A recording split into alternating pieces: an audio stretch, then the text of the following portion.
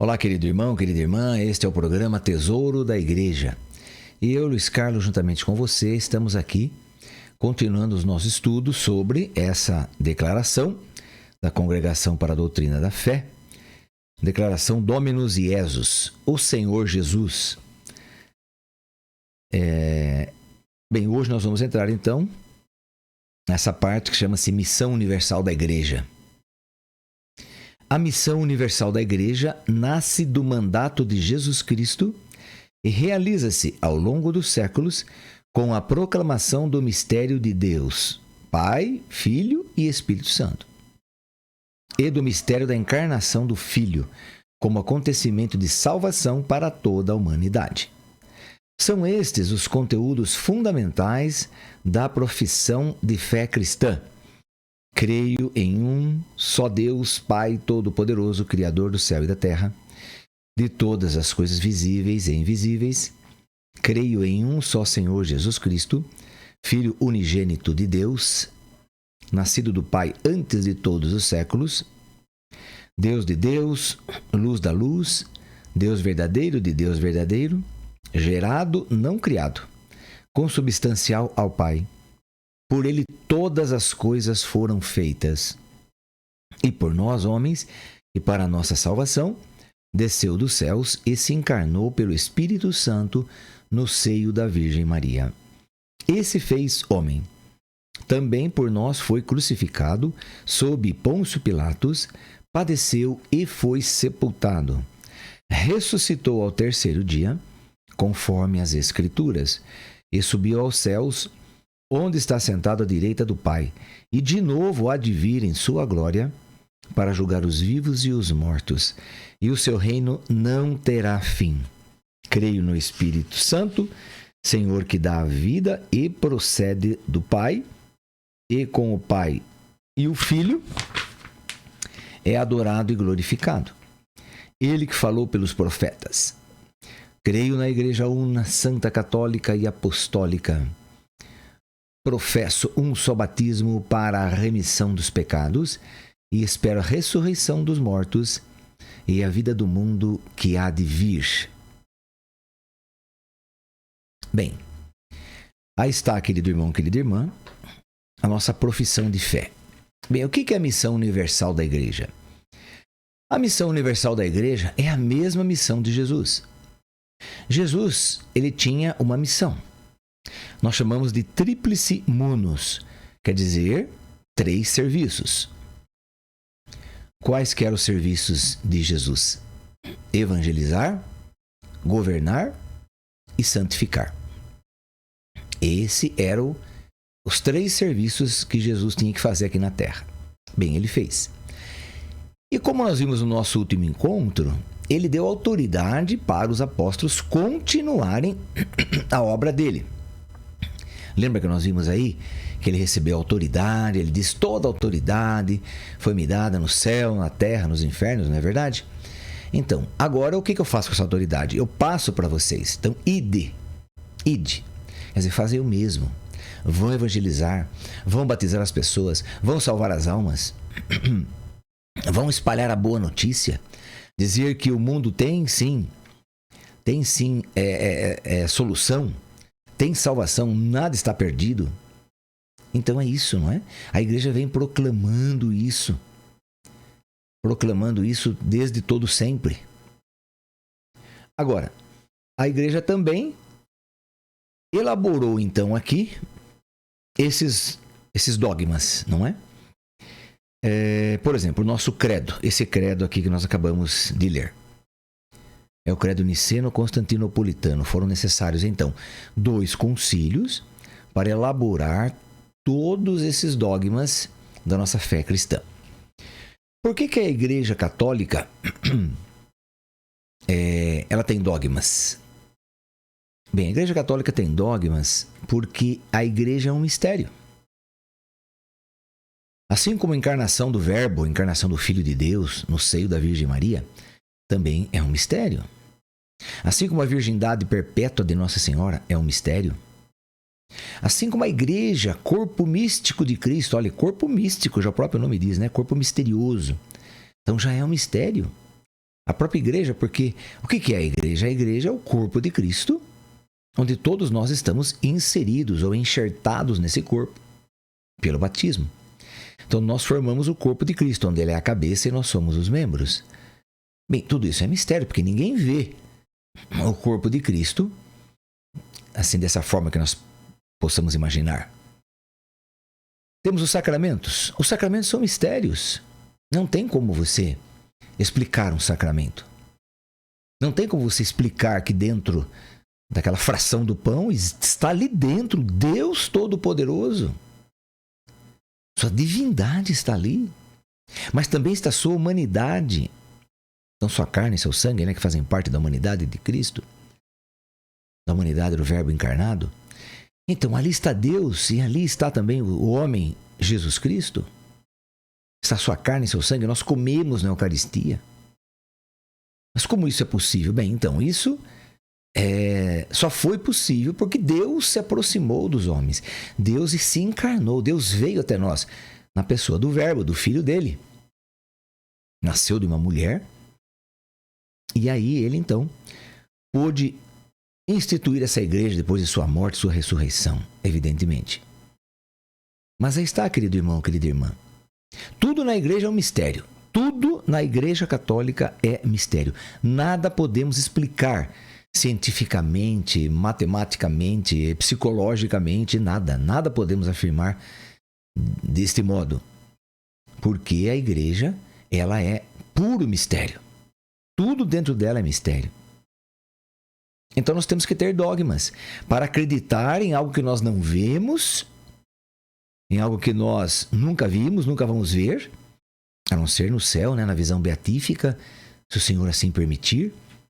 Mas, então, há necessidade de se elaborar dogmas. O que são dogmas? São dados da fé. Dados da fé.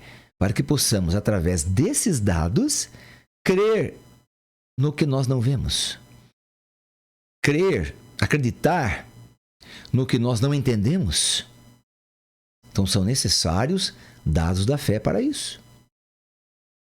Então, por isso a igreja, desde todo sempre, ela vem elaborando dogmas. Então, no começo da igreja, por exemplo, houveram muitas heresias. Mas e que bom que houveram essas heresias, porque são heresias que vieram de dentro da própria igreja. São pessoas que pregavam que Jesus Cristo não era Deus. Ou outros pregavam que Jesus não era homem, era só Deus.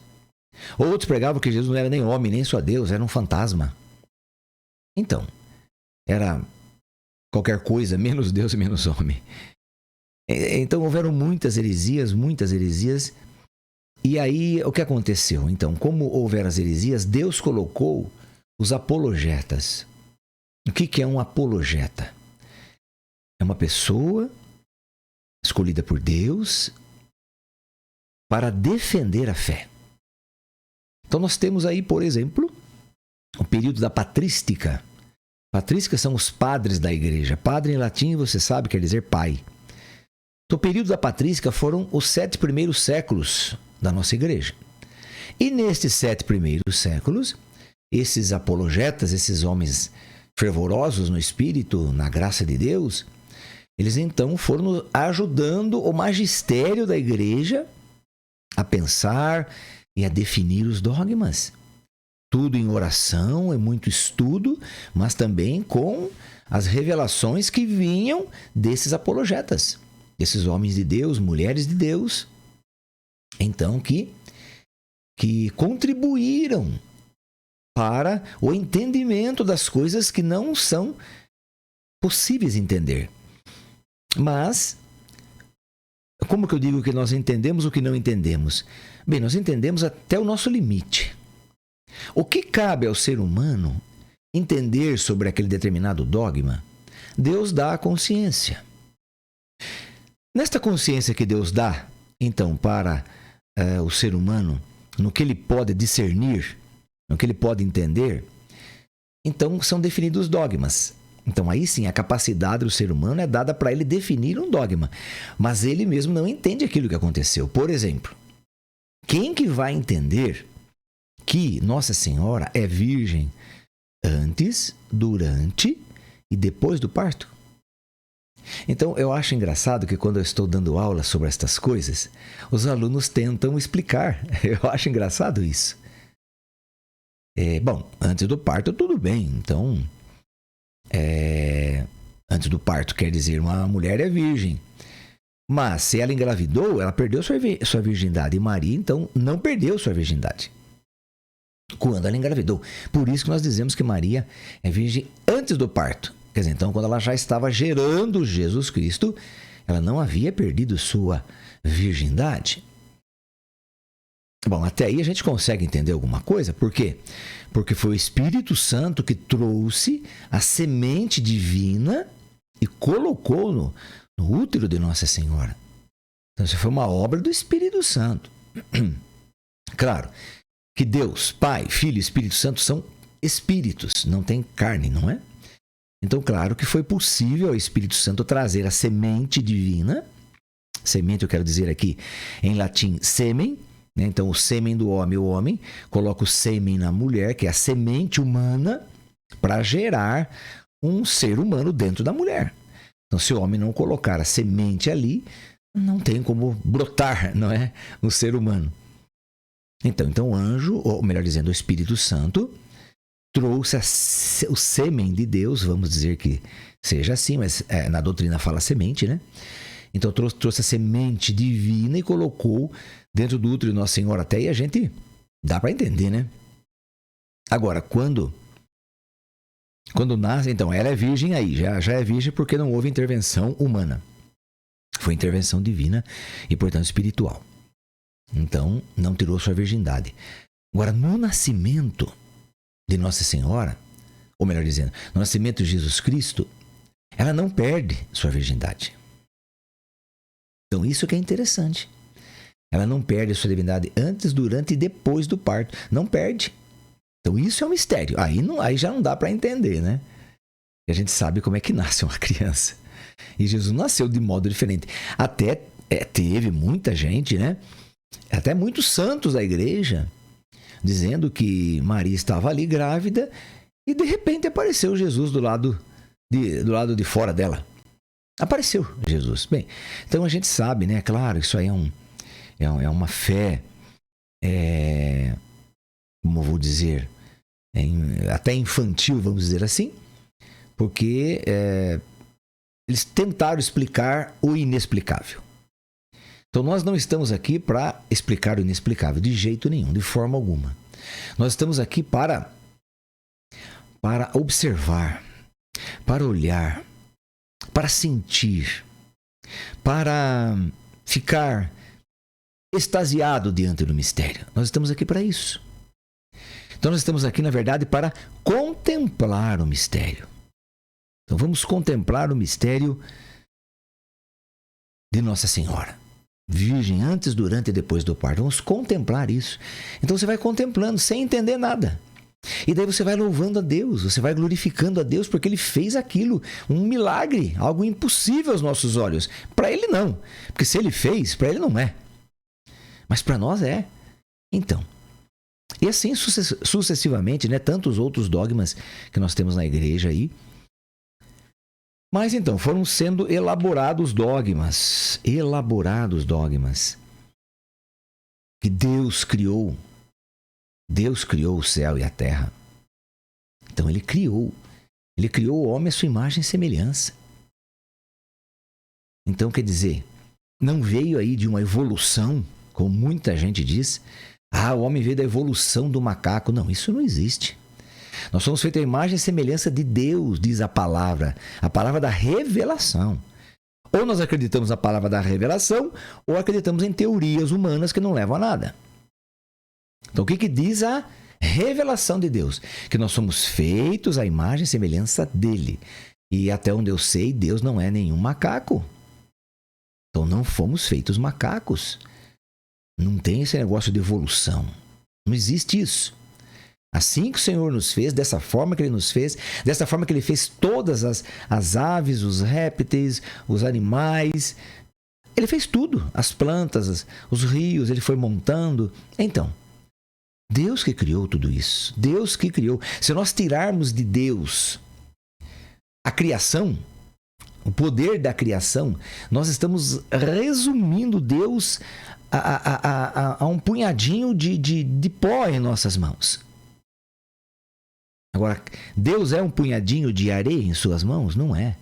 Mas se você resumir Deus a isso na sua mente, no seu coração, portanto na sua fé, ele vai ser isso para você. Daí você vai acreditar então nas teorias humanas, que são teorias que não levam a nada, nunca foram provadas, nem serão, porque não existem esses tipos de teorias, nunca existiram como verdade, né?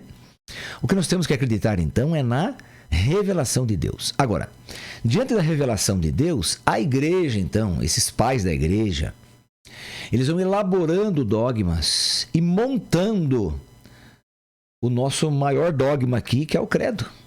Eles vão montando isso para que você acredite, para que você não fique aí ao sabor da maré, das ondas, do vento que bate aqui, bate ali, leva você para lá e para cá. Não, você tem que ter uma solidez de fé. Acreditar no que a igreja ensina, que a igreja ensina a verdade sobre Deus, a verdade sobre o Filho, a verdade sobre o Espírito Santo, sobre Nossa Senhora. É a igreja que recebeu a autoridade de Jesus para revelar essas coisas para nós. Veja que esses dogmas aqui, Jesus não deixou pronto para a igreja. Ele não deixou. Não foi ele que inventou, que criou, que... Não, ele deixou para a igreja chegar a esses entendimentos, quer dizer, o nosso magistério da igreja chegar a esses entendimentos, claro, todos impulsionados pelo Espírito Santo, sim, para eles elaborarem estes dogmas. Aí sim a igreja vai elaborar estes dogmas aqui. Então, cada linha que está aqui são linhas dogmáticas. Creio em um só Deus, Pai Todo-Poderoso. Então, creio em um só Deus, Pai Todo-Poderoso. Eu não posso chamar o Deus Pai, não posso chamar o Filho de Deus Filho, não posso chamar o Espírito Santo de Deus Espírito Santo. Seriam 3 deuses. Então, é um só Deus em 3 pessoas. Isso é muito interessante. É um só Deus em 3 pessoas. Então, por exemplo, no batismo, quando o padre ou o diácono vai batizar, ele diz: Fulano, eu te batizo em nome do Pai e do Filho e do Espírito Santo. Não em nome de Deus Pai, em nome de Deus Filho, em nome de Deus Espírito Santo. Não, isso daí é uma heresia.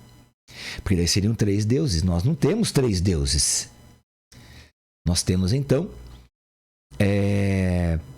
um só Deus em 3 pessoas. As pessoas são diferentes entre si? Claro que são. O Pai é o Pai, sempre será o Pai. O Filho nunca será o Pai. E também nunca será o Espírito. O Espírito nunca será o Pai, nem o Filho. São pessoas totalmente distintas, porque tem são pessoas. Então, pessoa vem do latim persona. O que é persona? O que forma personalidade.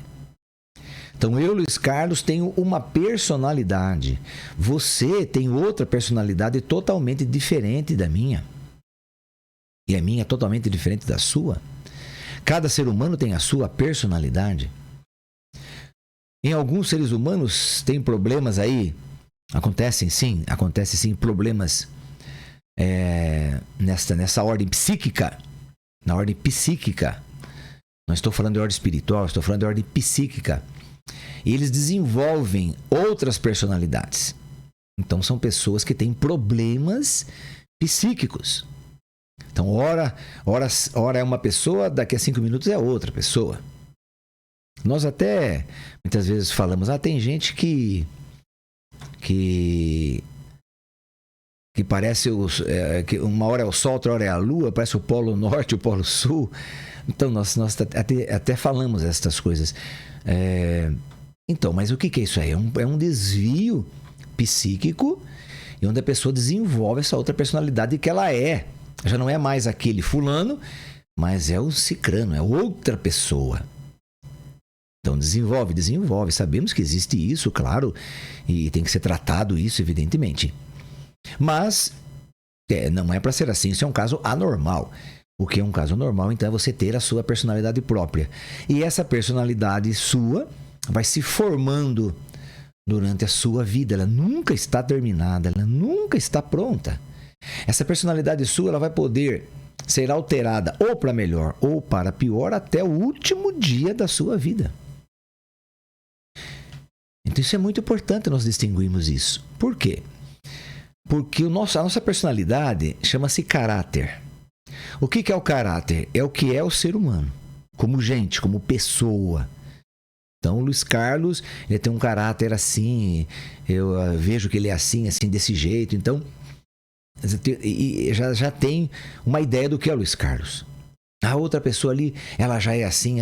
Então, quer dizer, o meu caráter nesse momento é dessa forma, mas o meu caráter tem que ir sendo convertido todos os dias para a santidade.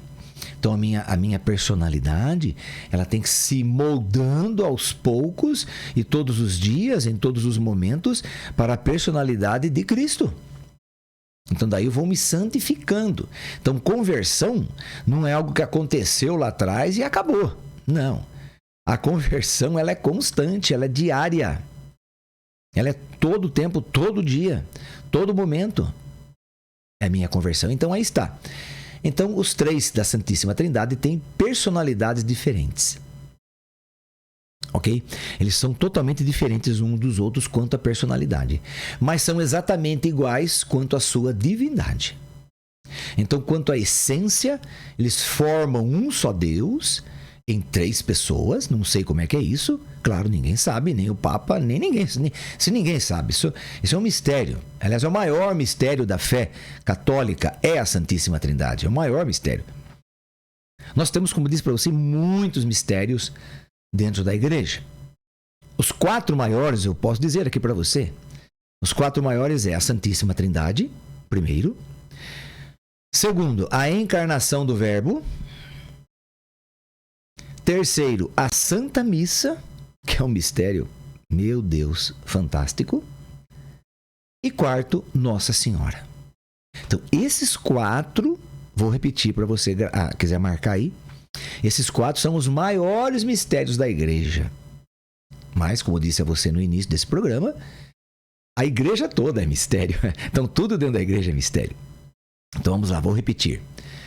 Então, o maior mistério da Igreja Católica, a Santíssima Trindade. Segundo maior mistério, a encarnação do Verbo. Quem que é o Verbo? É o Filho de Deus, que se encarnou no seio da Virgem Maria, através aí da conversa do anjo Gabriel com Nossa Senhora. Então, esse é o segundo maior mistério, a encarnação do Verbo. Terceiro, a Santa Missa. O que é a Santa Missa? Só para dar um exemplo aqui rapidinho, já estamos no final do nosso programa. Mas a Santa Missa, ela começou lá no Calvário. Lá no Calvário. Ela começou lá. Há 2.000 anos atrás, mais de 2.000 anos atrás, evidentemente.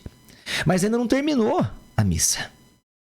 Então essa missa que você participa ou todo dia, ou todos os domingos, ou todos os sábados, não sei como é que é a sua participação aí, é a mesma e única missa. Não existe outra missa. Ah, eu já fui na minha vida, já contei aqui, fui em 1.210 missas. Não, você foi na mesma missa. Você não tem 1.210 missas, não tem. É a mesma e única missa, que começou no Calvário e não terminou. Então, na verdade, quando você está ali olhando para o sacerdote, lá no presbitério, naquele momento ali, da consagração, naquele momento, Jesus está ali crucificado. Ali é o Calvário. É que nós não vemos, porque isso é uma visão espiritual. Mas ali é o Calvário. Ali está o Calvário na sua frente. E Jesus está sendo crucificado na sua frente, derramando o seu sangue, mas você não vê isso. Então, por isso que é o terceiro maior mistério, a Santa Missa. E o quarto maior mistério, a Virgem Maria, com todos os, com tudo que é próprio dela. É mãe de Deus, coisa que muita gente não acredita, muito protestante não acredita, dizer que Maria é mãe de Deus, uma coisa absurda, não é? Eles falam, mas ela é a mãe de Deus. É um mistério? Claro que é um mistério. Ela é virgem antes, durante, depois do parto, ela é. Ela é totalmente santa, panagia. Panagia, o que é panagia em grego? Totalmente santa. Ela é Imaculada Conceição, quer dizer, ela já foi concebida lá no seio da mãe dela, de Ana. Ela já foi concebida. Foi concebida como... É Ana mesmo, né? O nome? Um momentinho aqui. Bem, agora me falhou aqui. Não sei se estou confundindo aqui, mas a mãe de Nossa Senhora, então, quando concebeu Virgem Maria, ela foi concebida sem a mancha do pecado. Então, ela já foi concebida totalmente santa. Chama-se Imaculada Conceição. Ok? Então, isso é muito importante, né? Nós vermos aí. Então, são esses 4 grandes mistérios. E desses 4 grandes mistérios derivam, então, todos estes dogmas que estão aqui no Credo e muitos outros que não estão aqui no Credo, mas estão aí, foram elaborados aí em outros concílios, não é? Pelo magistério da Igreja. Insisto em dizer que é pelo magistério da Igreja, não é? Bem, querido irmão, querida irmã, então nós vamos dar continuidade ao nosso credo no próximo programa, né? Esse credo aqui que foi elaborado aí nesses 2 concílios, Nicéia e Constantinopla. Veja, foram necessários dois concílios, mas de coisa que já vinham sendo falado desde o início da igreja, não é? Foi falado naquele momento. Não. O povo já acreditava, as pessoas já acreditavam, as pessoas já proclamavam que era assim. Quando a igreja ela dogmatiza alguma coisa, é porque o povo já acredita. Não é porque é algo assim que desceu do céu, uma inspiração e a igreja proclamou. Não. O povo já acreditava. Isso que é importante, é a fé do povo. A fé do povo é muito, muito importante. Muito importante. Então, querido irmão, querida irmã, vamos pedir a Nossa Senhora, a Mãe querida, que reze por nós, para que possamos ficar firmes na fé. Cada vez mais. Ave Maria, cheia de graça, o Senhor é convosco. Bendita sois vós entre as mulheres e bendito é o fruto do vosso ventre, Jesus. Santa Maria, Mãe de Deus, rogai por nós, pecadores, agora e na hora de nossa morte. Amém. Que o Senhor nos abençoe em nome do Pai, do Filho e do Espírito Santo. Amém. E até o nosso próximo programa, se Deus quiser.